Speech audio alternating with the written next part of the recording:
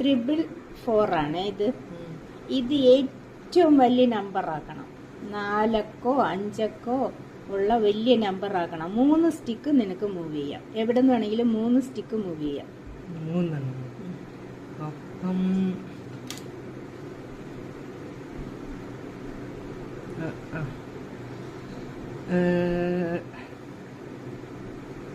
ഇങ്ങനെ 11 ആവില്ലേ? എന്നിട്ട് 4000 4000 പിന്നെ ഇവിടെ ഇങ്ങനെ ആക്കിയിട്ട് ഇതല്ലാണ് 3 സ്റ്റിക്ക്. ഇതിപ്പോ കറക്റ്റ് തന്നെ. അയ്യോ, അത് വേറെ സ്റ്റിക്ക്. അത് 4ാമത്തെ സ്റ്റിക്കായി പോയി. 3 സ്റ്റിക്ക് മാറ്റാം.